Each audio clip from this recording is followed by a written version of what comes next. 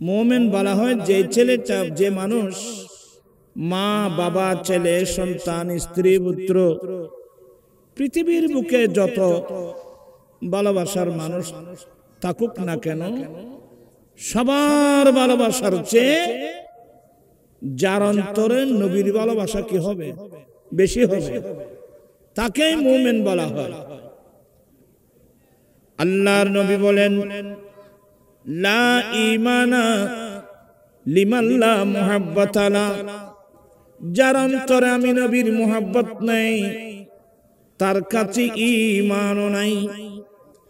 এগুলো আমার কথা না, আল্লাহর নবী বলেন, লা ইউমিনু আহাদুকুম হাত্তা আকুনা হাব্বা ইলাইহি মিন ওয়ালিদিহি ওয়া ওয়ালাদিহি ওয়ান নাসি আজমাইন। আল্লাহর নবী বলেন, তোমাদের মধ্যে কেহই ততক্ষণ পর্যন্ত পূর্ণ মুমিন হতে পারবে না যতক্ষণ পর্যন্ত তোমাদের মা বাবা সন্তান সন্ততি বন্ধু বান্ধব পৃথিবীর বুকে যত তোমার আপনজন আছে সবার ভালোবাসার চেয়ে আমি নবীর ভালোবাসা যতক্ষণ পর্যন্ত বেশি হবে না ততক্ষণ পর্যন্ত তোমাদের মধ্যে কেহই পূর্ণ মুমিন হতে পারবে না। এই ওয়াজগুলো আজীবন আপনার শুনে আসছেন। আমার ভাইরা, আমি কিন্তু মুমিন, আমি আমার জানের চেয়েও আমার দয়াল নবীকে ভালোবাসি। আপনারা ভালোবাসেন? এই মুকুর ভালোবাসা। যারা নবীকে বেশি ভালোবাসবে এরা নবীর আদেশ নিষেধের বাইরে একটা কদম দিতে পারবে না। আল্লাহর নবী বলেন, তালাবুল ইলমি ফরিদাতুন আলা কুল্লি মুসলিমিন ওয়া মুসলিমা। উম্মত, প্রত্যেক মুসলমান পুরুষ এবং নারী, প্রত্যেক মুসলমানের জন্য দ্বীনের জ্ঞান ধর্মের জ্ঞান অর্জন করা ফরজ। সুবহানাল্লাহ। আমি বলছি, যেই নবী আমাদের জানের জান, যেই নবী আমাদের প্রাণের প্রাণ, ওই নবী বলছেন যে প্রত্যেক মুসলমানের জন্য দ্বীনের ইলম ধর্মের ইলম অর্জন করা কি ফরজ। শুধু এতটুকু না তো, হাফিজুল হাদিস ইমাম বাইহাকি রাহমাতুল্লাহি আলাইহি ওনার বিখ্যাত হাদিসের কিতাব শুআবুল ঈমান, এখানে হাদিস আনছেন। আল্লাহর নবী বলেন, উতলুবুল ইলমা ওয়ালাউ কানা বিসসিন। উম্মত, তোমরা দ্বীনের জ্ঞান অর্জন করো যদিও তোমাদেরকে সিন শহরে যেতে হয়। দূরত্ব বুঝিয়েছেন আপনারা যারা জ্ঞানী গুণী মানুষ, কোথায় মদিনাতুল মুনাওয়ারা আর কোথায় সিন শহর, দূরত্ব বুঝিয়েছেন। উম্মত, তোমরা দ্বীনের জ্ঞান অর্জন করো।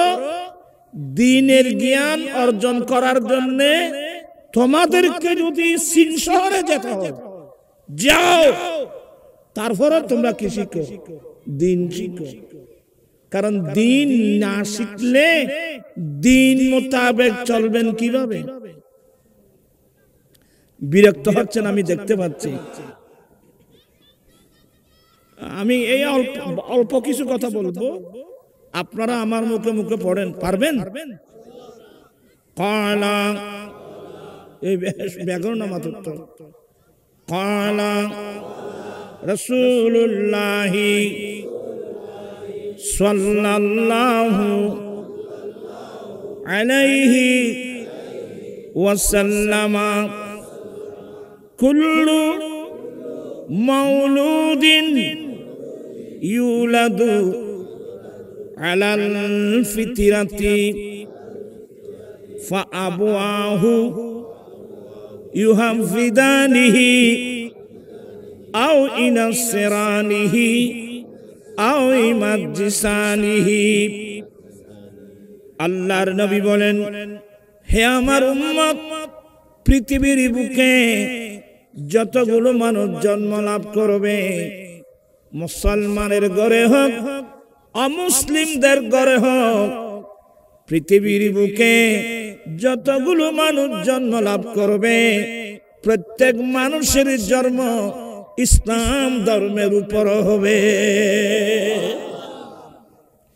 আপনারা সবাই আমার ভাষা বুঝেন? একটু রিপ্লাই দিবেন, তাহলে আমি বুঝতে আর দেরি হবে না, কষ্ট হবে না ইনশাআল্লাহ।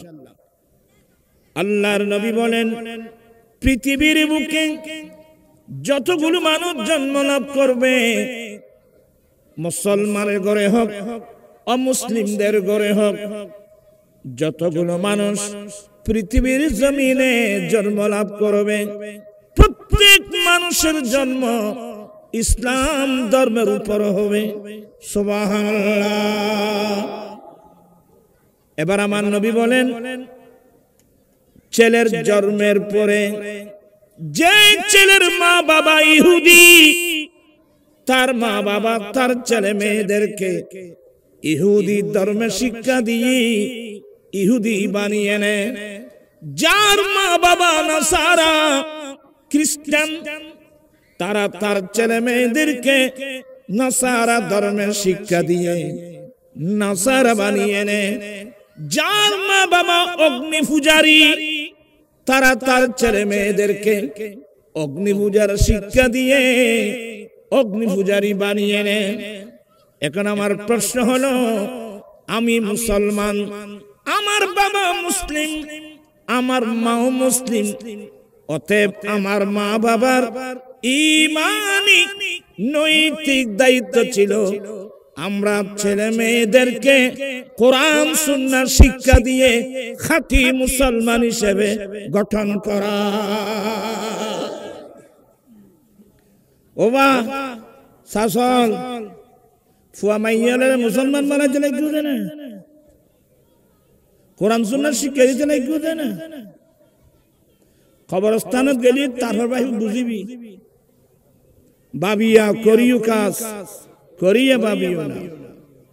আমার জীবন মরণ সাজাব মাদানী রঙে, আমার জীবন মরণ।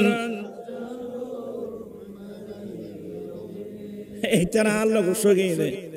ওই তার আবেদন আবেদন আর ভাই একবার ফল মজবুত আছেন আর অরানো গিয়ে দেয় বুঝিত। আমার জীবন মরণ সাজাব মাদানী রঙে, আমার জীবন মরণ মাদানী। সেই রঙে রঙিন হলে আল্লাহ রাসূল থাকবে আমার সঙ্গে। আমার জীবন মরণ মাদানী, আমার জীবন আমার মরণ আমি সাজাবো মাদানী রং দিয়ে। মাদানী রঙের অর্থ হলো আমার দয়াল নবীর সুন্নাত দিয়ে। আমার নবীর এক নম্বর সুন্নাত কোরআন শরীফ পড়া। আমি দুই চারটা কথা বলছি। আর রহমান আল্লামাল কোরআন, রহমান কোরআন শিক্ষা দিয়েছেন। রহমানকে মানুষ কথা বুঝে বলল, রহমানকে আল্লাহ। আল্লাহ কি শিক্ষা দিয়েছেন?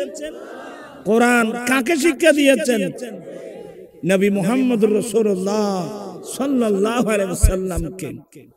তাহলে কোরআনে পাকের শিক্ষক কে? আল্লাহ, প্রথম শিক্ষক আল্লাহ।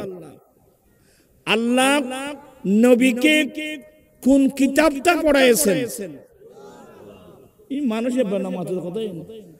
আল্লাহ নবীকে কি শিক্ষা দিয়েছেন? কোরআন।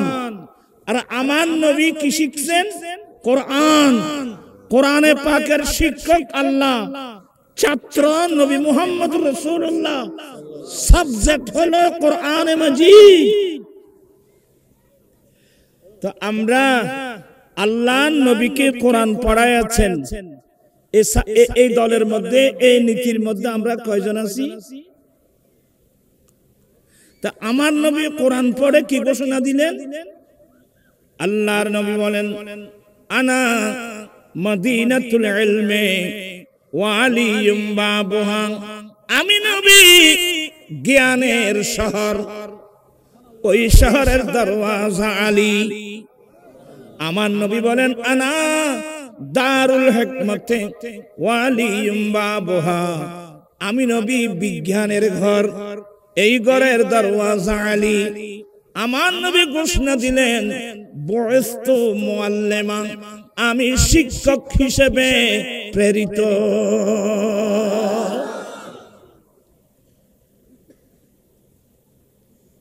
আর ভালো স্লোগান দিত, সব সমস্যার সমাধান দিতে পারে আল কোরআন। তো কোরআন জীবের সব সমস্যার সমাধান দেয়। আপনি কোরআন শরীফ এটা পড়তেছেন না যে? আজে বাজে বই পড়ে লাভটা কি? আমার ভাইয়েরা, ব্যাকুল আসামি বেদাসর মারো। আল্লাহ নবীকে কোরআন পড়ালেন, আমার নবী আল্লাহ থেকে কোরআন পড়লেন। আমরা নবীর যারা প্রেমিক, আমাদের উচিত ছিল এই কোরআনের জ্ঞান অর্জন করা। কথা বলছেন না কেন? কোরআন শরীফ পড়াইতে লাগবে না, ডর স্কুল বাঁধব বেগুন জুটিয়ে। এখন তো মুসলমানের কাছে আল্লাহর কোরআনের কোনো গুরুত্ব নেই, হাদিসের রাসূলের কোনো গুরুত্ব নেই। আমি এভাবে বলতে গেলে সবাই ঠান্ডা মেজাজে বুঝেন, কয়েকটা হাদিস বলবো। আমার ভাইয়েরা, আমার দয়াল নবী নবুয়তের জবানে ঘোষণা দিয়েছেন, মান কারাআ হারফান, যেই ব্যক্তি আল্লাহর কোরআনের একটা হরফ তেলাওয়াত করলো, আল্লাহ একটি হরফের বিনিময়ে আল্লাহ 10টি সওয়াব দান করবেন। তোরা ফল জুরব দেন রে, তুই আরো তুলি বিশুদ্ধ না হুজুরের সামনে তো সাহস কম না। আর লাড়ি দেখছেন না, বাড়ি গুয়া খালি তো বুঝবি না। আর টাইটেলের ফিফটি দি মানুষ আর দিলেন নি, তোরা ফল আদব করে বই আয়, তোরার ফন্না ফলে দিবাই। আল্লাহর নবী বলেন, আপনার খুব ঠান্ডা মেজাজে শুনবেন, আগ্রহ নিয়ে শুনবেন। আমার দয়াল নবী নবুয়তের জবানে ঘোষণা দিয়েছেন, যে ব্যক্তি কোরআনে পাকের একটি শব্দ তেলাওয়াত করলো, আল্লাহ 10টি সওয়াব দান করবেন। এই যে কোরআনে পাকের শুরুতে সূরাতুল বাকারা, সূরাতুল বাকারার শুরুতে আছে কি? আলিফ আলিফ লাম মিম। এগুলোর অর্থ আল্লাহ ছাড়া, আল্লাহ রাসূল ছাড়া কেউ জানে না। আলিফ লাম মিম। আমার নবী বলেন, আলিফ লাম মিম তিনটা মিলে একটা নয়। বল আলিফু হারফুন ওয়াল লামু হারফুন ওয়াল মিমু হারফুন। আলিফ একটা হরফ, লাম একটা হরফ, মিম একটা হরফ। অতএব যেই কোনো ছেলে মেয়ে আলিফ লাম মিম এতটুকু তেলাওয়াত করলো, আমার আল্লাহ 30টি সওয়াব দান করবে।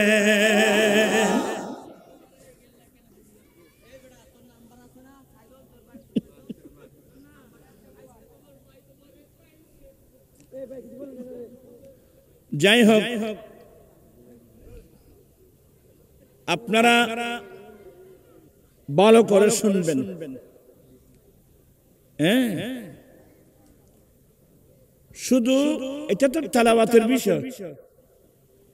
আপনারা যে মাহফিলে আসছেন, নিয়ত যদি শুদ্ধ করে আসেন, বিশেষ করে যারা মাদ্রাসার ছাত্র, আপনারা সবাই নিয়ত শুদ্ধ করে যদি এসে থাকেন, আজকে আহলে সুন্নাত ওয়াল জামাতের উলামা ইকরামরা আসবে, আল্লাহর কোরআনের বর্ণনা করবেন, আমার দয়াল নবীর হাদিস শরীফ বর্ণনা করবেন। এই নিয়তে যদি এসে থাকেন, আপনারা সবাই তালেবে ইলম, সবাই তালেবে ইলম। আমার ভাইয়েরা, আমি অনেকবার বলছি, আমার দয়াল নবীর দরবারে ৭০ জন গরীব সাহাবা আমার নবীর দরবারে থাকতেন। দিনের বেলায় কোথায় খাবে জানতেন না, রাতের বেলায় কোথায় খাবে জানতেন না, কারণ ওরা আত্মনিয়োগ দিয়েছিলেন দিনের জন্য। উহসিরু ফি সাবিলিল্লাহ, ওরা আত্মনিয়োগ দিয়েছিলেন দিনের জন্য। আমরা দিন শিখবো, আর আমরা যারা দুনিয়ার জন্য পাগলামি করছি, আসলে আপনারা পাগল। এই দুনিয়ার 2 পয়সার দাম আছে। আপনারা যারা এই দুনিয়ার পিছনে জীবন দিচ্ছেন সকাল থেকে গভীর রাত পর্যন্ত, আপনার মেমোরিতে থাকতে হবে, আমার হায়াতের বাজেট যখন শেষ হবে, আজরাইল আলাইহিস সালাম এসে আমার প্রাণটা নিয়ে যাবে। ও আমার প্রাণ ইসলামী ভাইরা, যখন আজরাইল ইসলাম আসে আমার প্রাণটা নিয়ে যাবে, সবাই আমার ডেড বডিটা ওই গুরুস্থানে দফন করে নিবে। এবার বলুন, আমার বিল্ডিং কোথায়? আপনার বিল্ডিং কোথায়? এখন আপনার সম্পদ কোথায়? আপনি জানেন যে একদিন সবগুলো ফেলে আমাকে কবরস্থানে যেতে হবে। অতএব যারা জ্ঞানী গুণী মানুষ, এরা দুনিয়ার পিছনে জীবন কাটায় নাই। গৌসে পাকের জীবনী পড়েন, গরিব নওয়াজের জীবনী পড়েন, তাদের গোটা জীবনটা দিন শিখার জন্য, দিন শিখাবার জন্য। সুবহানাল্লাহ। আমার নবীর ওই গরিব সাহাবার মধ্যে একজন হযরত সাইয়্যিদুনা আবু দারদা রাদিয়াল্লাহু তাআলা, আমার নবীর ইন্তেকালের পরে উনি সিরিয়ায় চলে গিয়েছেন, দামেস্কে। সিরিয়ার রাজধানী দামেস্কের জামে মসজিদে বসে বসে আমার নবীর হাদিস পড়াতেন। আমার নবীর জবান থেকে যে অমূল্য হাদিসগুলো শুনেছিলেন, উনি সিদ্ধান্ত নিলেন, আমি মানুষের কাছে আমার দয়াল নবীর হাদিস শরীফ শোনাবো, পড়াবো। নবীর প্রেমিক যারা আমার নবীর সুগন্ধি পাওয়ার জন্য ওই মসজিদে যাওয়া আরম্ভ করলো। আস্তে আস্তে ধীরে ধীরে ছাত্রের সংখ্যা বাড়তেছে। এই সংবাদ আস্তে আস্তে মদিনাতুল মুনাওয়ারা পর্যন্ত এসে গেছে। একজন মদিনাবাসী জানতে পারলেন, সিরিয়ার রাজধানী দামেস্কের জামে মসজিদে বসে আমার দয়াল নবীর সাহাবা আবু দারদা আমার নবীর হাদিস পড়াচ্ছেন। এই সংবাদ শুনে একজন নবীর প্রেমিক সিদ্ধান্ত নিলেন, আমি এই মদিনাতুল মুনাওয়ারা থেকে সিরিয়ার রাজধানী দামেস্কের জামে মসজিদে গিয়ে আবু দারদার জবান থেকে আমার দয়াল নবীর একটা হাদিস শুনবো।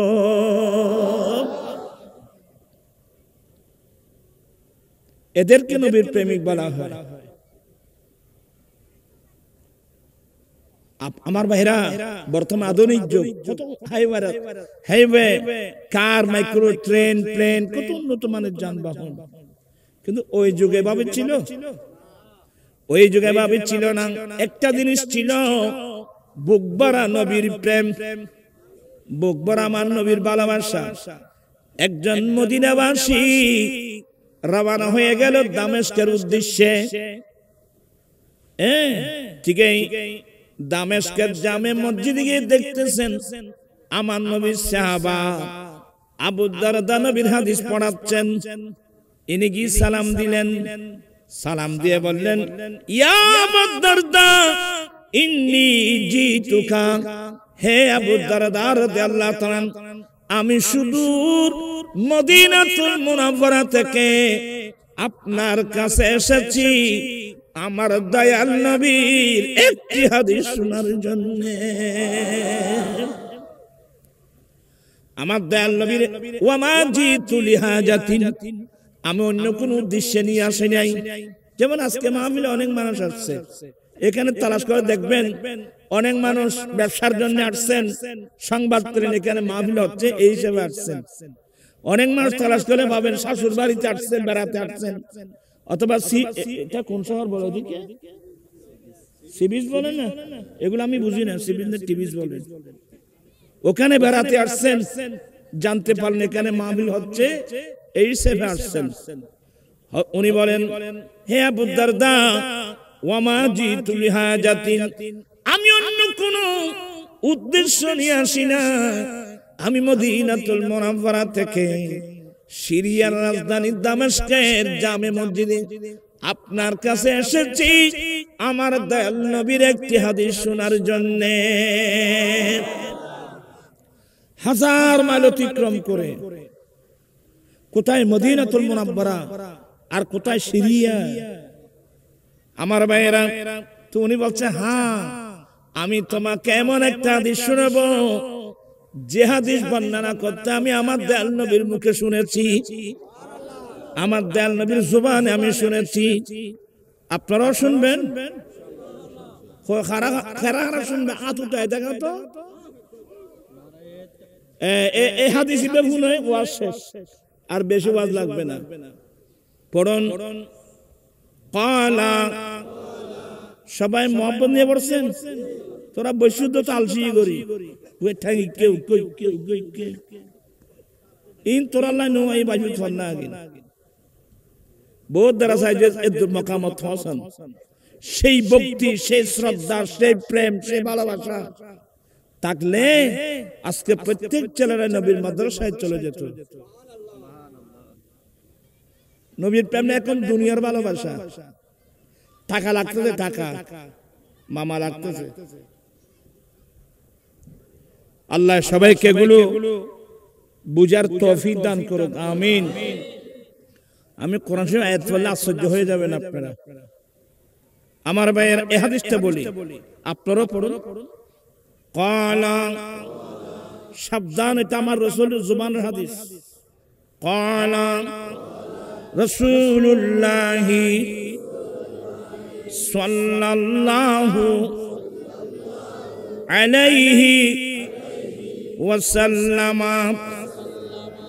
মান সালাকা তরিকান ইয়াতলুবু ফিহি ইলমা সালাকাল্লাহু ওয়া ফি রিওয়ায়াতিন সাহহালাল্লাহু তরিকাম মিন তুরুকিল জান্নাহ ওয়া ইন্নাল মালাইকাতা লা তাদউ আজনিহাতাহা রাদান লিতালিবিল ইলমে। আবু দারদা বলেন, এ মদিনাবাসী, এই হাদিসটা আমার নবীর জবান থেকে বর্ণনা করতে আমি নিজের কানে শুনেছি।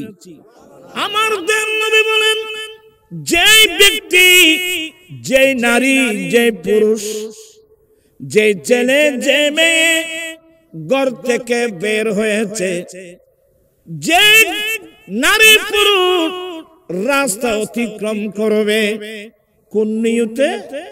দ্বীনের জ্ঞান, ধর্মের জ্ঞান অর্জন করার নিয়তে।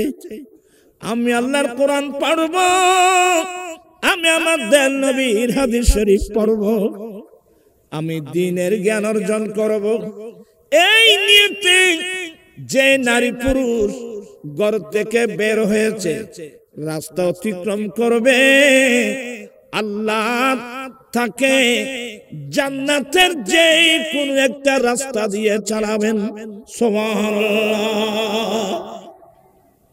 আর জান্নাতের রাস্তা, বেহেশতের রাস্তা অনেকে মেমোরিতে আসবে না, সাবধান, এটা আমার রাসূলের জবানের হাদিস। আপনারা যারা আসছেন সত্যিকার জান্নাতের রাস্তা ধরে আসছেন, জান্নাতের রাস্তা ধরে আসার কারণে আল্লাহর কোরআনের মজলিস পেয়ে গেলেন, নবীর হাদিস পাকের মজলিস পেয়ে গেলেন।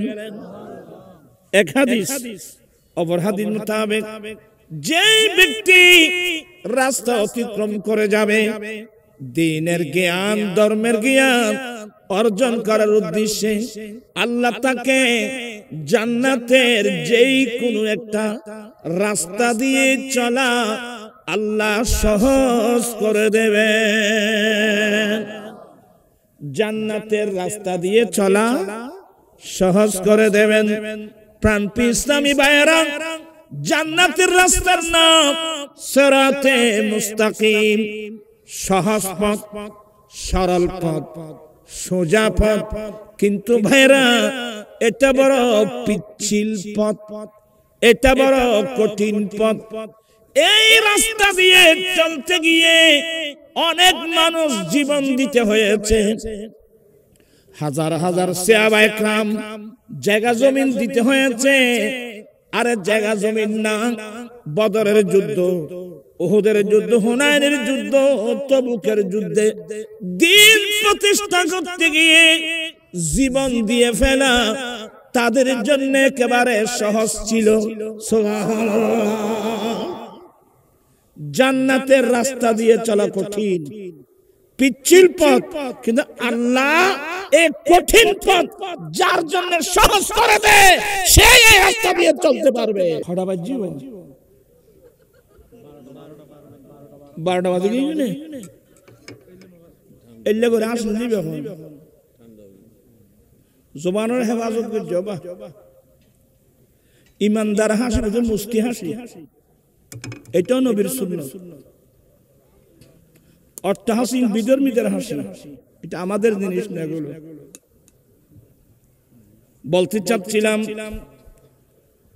আমার দয়াল নবী বলেন, যে নারী পুরুষ রাস্তা অতিক্রম করে যাবে আল্লাহ তাকে জান্নাতের যে কোন একটা রাস্তা দিয়ে চালাবেন, অথবা জান্নাতের যে কোন একটা রাস্তা দিয়ে চলা আল্লাহ সহজ করে দেবেন। ভাইরা আমার, এতটুকু না, আমার নবী কি বললেন, যারা তালেবে ইলম দ্বীন শিক্ষার জন্য বের হয়েছে, এরা বৃদ্ধ হোক, এরা যুবক হোক, এরা ছোট হোক, দ্বীনের জ্ঞান অর্জন করার জন্য যারা বের হয়েছে এরা তালেবে ইলম। মানুষ যখন তালেবে ইলম হয়ে যায় তাদের মর্যাদা কত বড়। যারা তালেবে ইলম হয় তাদের মর্যাদা কত বড়। আমার দয়াল নবী বলেন, তালেবে ইলমের এত বড় মর্যাদা, তালেবে ইলমকে খুশি করার জন্য আল্লাহর নূরি জগতের ফেরেশতারা রাস্তার মধ্যে নূরানি ডানা বিছায় দেয়। আপনাদেরকে আল্লাহর নূরি জগতের ফেরেশতারা নূরানি ডানা বিছায় আপনাদেরকে সংবর্ধনা দিচ্ছে। সমস্যা কি জানোনি? ঠেয়ার বান্ডিল তো চোখে দেখা যায়, ফেরেশতার ফাঁকি কারা চোখে দেয় না ভাইব। কিন্তু মোমেন হয় যাহারে, মোমেন হয় যে জীবের নদী কি বিশ্বাস করে। কথা বুঝছেন? যারা দেখে বিশ্বাস করে এগুলো না। আল্লাযীনা ইউমিনুনা বিল গায়ব, যারা না দেখে বিশ্বাস করবে। আমার নবীর হাদিসের উপর বিশ্বাস আছে? কার কার আছে? হাত উঠাই বলো, কার কার আছে? নারায়ে তাকবীর, নারায়ে রিসালাত, নারায়ে গাউসিয়া। আমার ভাইরা, তালেবে ইলমের কত বড় মর্যাদা। আরে একজন তালেবে ইলম একটা মুসলমানের কবরের পার্শ্ব দিয়ে শুধু হেঁটে গিয়েছে, মাত্র শুধুমাত্র হেঁটে গিয়েছে। এই কারণে 40 দিনের জন্য কবর আযাব কি হয়ে গেল, বন্ধ হয়ে যাবে। তালেবে ইলমের এত বড় মর্যাদা, যারা কোরআন সুন্নাহর জ্ঞান অর্জন করে। আরে কোরআন শরীফ আয়াত পড়লে ইয়ারফাইল্লাহুল লাযিনা আমানু মিনকুম ওয়াল্লাযিনা উতুল ইলমা দারাজাত। আসুন ওলিকুল সম্রাট সারা পৃথিবীর মুসলমান, সুন্নি মুসলমান, আমরা যাকে গৌসুল আজম হিসেবে জানি, এবং ওলিদিগের রাজা মহারাজ লামুদের সালাম কানি আব্দুল কাদের। বিরক্ত হচ্ছে না? আমি দেখছি যে ওলিদিগের রাজা মহারাজ লামুদের সালাম কানি আব্দুল কাদের।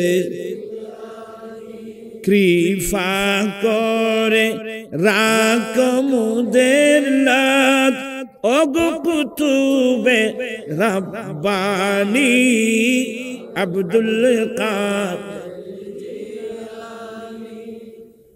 আমি গৌসে পাক সম্পর্কে বলছি যে শেখ মুহাক্কিক দেহলভী তার বিখ্যাত কিতাব আখবারুল আখিয়ারের মধ্যে নকল করছেন। গৌসে পাকের কাছে প্রশ্ন করা হলো, হুজুর আপনি যে এত বড় আল্লাহর ওলি, এই জিনিসটা আপনি জানলেন কখন, কিভাবে? বড় মজার প্রশ্ন। আমার গৌসে পাক উত্তর দিয়েছিলেন, এ আমার বক্তব্য শুনো, আমি আব্দুল কাদেরের বয়স যখন 10 বছর, শুনছেন সবাই? আমি আব্দুল কাদেরের বয়স যখন 10 বছর, আমি আল্লাহর কোরআন নবীর হাদিস বুকে নিয়ে আমি ঘর থেকে বের হলাম, আমি মাদ্রাসায় যাব। আমি ঘর থেকে বের হওয়া মাত্র আমি দেখলাম আমার ডানে বামে আল্লাহর নূরি জগতের ফেরেশতা। দেখেন গৌসে পাক ফেরেশতার চোখে দেখছেন কয় বছর বয়সে? তাহলে আল্লাহ দেখার সেই ক্ষমতা ওনাকে। আমার গৌসে পাক বলেন, আমি দেখলাম, নবীর হাদিস দ্বারা তো প্রমাণ আছে যে ফেরেশতার কথা। উনি বলেন, আমি দেখলাম আমার ডানে বামে আল্লাহর নূরি জগতের ফেরেশতা, ওরা আমাকে সঙ্গে নিয়ে যাচ্ছিল। সুবহানাল্লাহ। আপনারা যারা মাহফিল আসছেন, আপনার বডিগার্ড কে কে জানেন? ওই চক্ষু তো আমাদের নাই, ঈমান থাকতে হবে। আমার গৌসে পাক বলেন, ওই ফেরেশতাগুলো আমাকে সঙ্গে নিয়ে যাচ্ছেন মাদ্রাসায়। যখন আমি মাদ্রাসায় পৌঁছে গেলাম, আমার যারা ক্লাসমেট ছিল ওরা আগে আগে ক্লাসের মধ্যে বসে গিয়েছিল, এখন কোনো বসার জায়গা নাই। একজন ফেরেশতা ডাক দিয়ে বলে, এই মাদ্রাসার ছাত্র, তোমরা এখনো বসে আছো? আরে আল্লাহর ওলি আসছে, বসার জায়গা করে দাও। আমার গৌসে পাক বলেন, সেদিন থেকে আমি জানলাম আমি আল্লাহর বড় একজন ওলি। সুবহানাল্লাহ। আমি একজন আল্লাহর ওলি, আমি এটা জানতে পারলাম। কিন্তু আমার ভাইরা, এটা জানার পরেও আমার গৌসে পাক একদিনের জন্য মাদ্রাসা ছাড়ে নাই। আমার নবী কোথায় যেতেন? মাদ্রাসায় যেতেন। চোখের পানি আসবে। আমরা বড় নিমক হারাম মুসলমান। আমরা নবীর শিক্ষা বাদ দিয়ে, কোরআন সুন্নাহ বাদ দিয়ে আজেবাজে মানুষের বই পড়ার জন্য আমরা স্কুলে যাচ্ছি, কলেজে যাচ্ছি, ইউনিভার্সিটি যাচ্ছি। হ্যাঁ, যেতে পারবেন, আপনাকে ডাক্তার হতে হবে, ইঞ্জিনিয়ার হতে হবে, কিন্তু প্রাথমিক পর্যায়ে যেই জ্ঞানটা আমার মৌলিক জ্ঞান ফরজ, আগে এটা শিখতে হবে না? কথা বলছেন না কেন? এটা শিখার পরে আপনি কলেজে যান, ইউনিভার্সিটিতে যান, কেউ তো আপনাকে নিষেধ করবে না। কিন্তু আপনি যে একবার কমপ্লিট কোরআন সুন্নাহ বাদ দিয়ে যে আপনি মাদ্রাসা ফেলে চলে গেলেন, নবীর সামনে মুখ দেখাতে পারবেন? আমি হাদিস পড়লে আরো দেরি হয়ে যাবে। আমার রাসূল দুনিয়া থেকে যাওয়ার সময় কি বলে গিয়েছিলেন এটাও তো আমরা স্মরণ রাখি নাই। আল্লাহর নবী বলেন ইউশিকু আলাইয়া আইয়াতিয়ানি রাসূল রাব্বি ফাউজিবা। ও আমার সাহাবা, অল্প দিনের মধ্যে আল্লাহর পক্ষ থেকে আজরাইল আলাইহিস সালাম আসবে আমি নবীকে নিয়ে যাওয়ার জন্য। আমি চলে যাব, তোমরা মন ছোট করো না, আমি কিন্তু তোমাদেরকে খালি হাতে রেখে যাচ্ছি না। ওয়ানা তারিকুম ফিকুম সাকালাইন, আমি তোমাদের কাছে এমন মূল্যবান দুটো সম্পদ রেখে যাচ্ছি। এই দুই সম্পদকে তোমরা যদি আঁকড়িয়ে ধরো তোমরা জীবনে কোনোদিন পথভ্রষ্ট হবে না। আফজালুহুমা কিতাবুল্লাহ তাআলা, এক নম্বর হলো মহান রব্বুল আলামিন কোরআন কিতাব, 30 পারা কোরআন। আমি নবীর উপর যে কোরআন আল্লাহ নাযিল করেছেন, আমি রাসূল যাচ্ছি এই কোরআনটা তোমাদের কাছে আমানত দিয়ে যাচ্ছি। আজকে মুসলমানের ঘরে কোরআনের তেলাওয়াত আছে। আমার আম্মি জান একটু দোয়া করবেন। আসলে আমি নিজে অসুস্থ, আমার আম্মি জানও এমন অসুস্থ, এখন আসতেছে, এখন যাচ্ছে, অবস্থার মধ্যে আছে। দোয়া করবেন আল্লাহ যেন সাকরাতটা যেন আসান করে। সবাই সাকরাতের বিছানায় সবাইকে যেতে হবে। যার জন্য আল্লাহ আসান করে দেয় তার জন্য আসান সহজ, নতুবা সাকরাত কেমন কষ্ট জানেন। ওই খবর ওই জ্ঞান কি আমাদের আছে? এমনি আমাদের ছেলেরা পড়ে সাকারাতের বিছানাতে কি যে, সাকারাতের বিছানাতে কি যে যন্ত্রণা, সাত সাগরের পানি দিল তৃষ্ণা মিটবে না। এমন কঠিন সময় সাকারাতের বিছানা। দোয়া করবেন আল্লাহ যেন আমার আম্মি সহ এবং আমার মামা শাশুড় একই অবস্থা, যে কোনো মুহূর্তের মধ্যে সাকারাত শুরু হয়ে যাবে।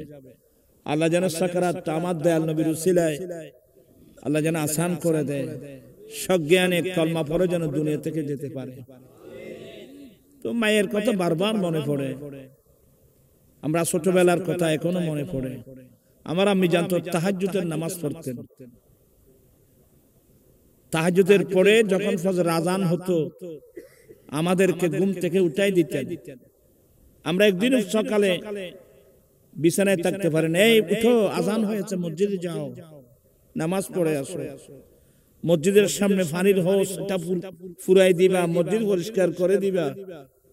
আমরা মসজিদে যেতাম, নামাজ শেষ করে যখন বাড়িতে ফিরতাম তখন আমাদের পাড়ার মহিলারা ফজরের নামাজ পড়ে মুসাল্লায় বসে গুনগুন গুনগুন করে কোরআন তেলাওয়াত করত। এই আওয়াজ কি এখন?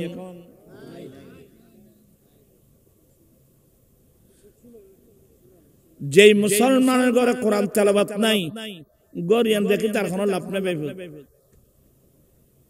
মানুষ ঘর বাঁধে আপনজনকে রাখার জন্য। আমাদের আপনজন কারা? আমাদের আপনজন আল্লাহ এবং আল্লাহর রাসূল। যে বিল্ডিং এর মধ্যে কোরআনের তেলাওয়াত নাই, যে ঘরের মধ্যে কোরআনের তেলাওয়াত নাই, রাসূল পাকের হাদিসের তেলাওয়াত নাই, এটা শত্রুর ঘর, এটা আপনজনের ঘর না।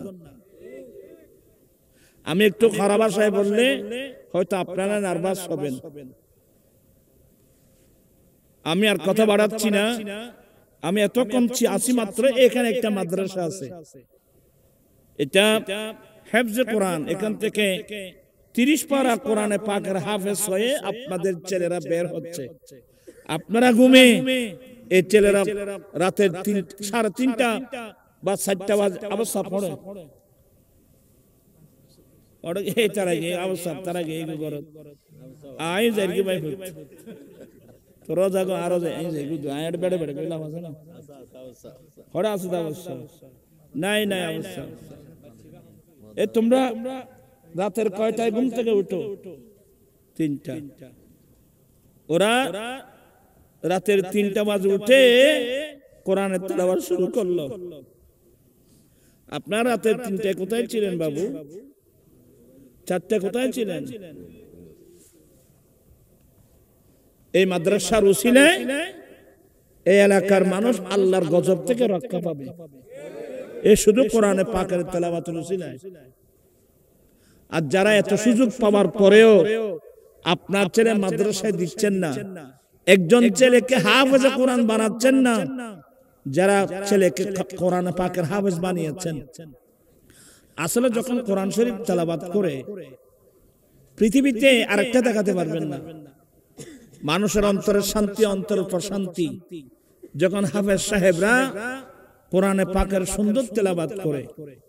আমি যখন হেরম শরীফে যাই, মক্কার হেরম, মদিনে পাকের হেরম, কারি সাহেবরা যখন সুন্দর কোরআন তেলাওয়াত করতেন, দুই চোখের পানি আসতো, নিজেকে ধিক্কার দিতাম, আমি তো হাফেজ কোরআন হতে পারিনি, তারপরে 500 পারা হেফজ করেছিলাম।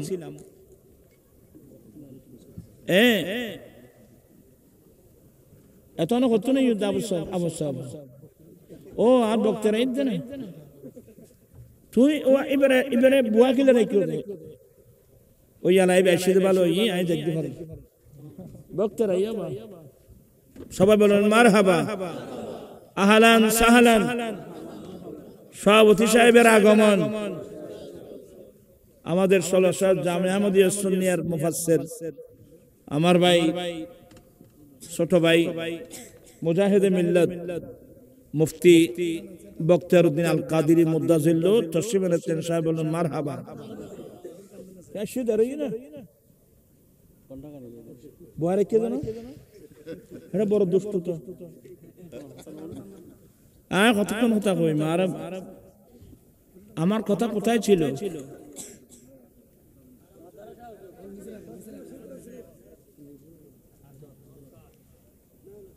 আপনার ও তখন আমি নিয়ত করলাম, আল্লাহ আমি তো হাফেজ কোরআন হতে পারলাম না, বইয়ে সবার শেয়ারটা না তো। আমি নিয়ত করলাম আল্লাহ যদি কোনোদিন ছেলে সন্তান দেয়, এদেরকে হেফজে কোরআনে দেব। অনেক করুণ ইতিহাস। আলহামদুলিল্লাহ আমার বড় 3 জন ছেলে হাফেজে কোরআন।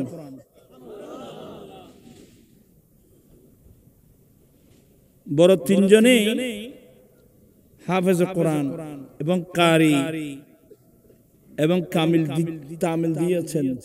একজন মাদ্রাসার সুপার, আরেকজন আছে আমার গাড়ির ড্রাইভ করে। অনেক সময় আমি তো কোরআন পাকের আয়াত, বাবা এই আয়াতটা কোথায়, এটা কোন সূরা, এটা কোন পারায়, আমাকে জিজ্ঞাসা করতে হয়। আলহামদুলিল্লাহ আমাকে বলে দেয়।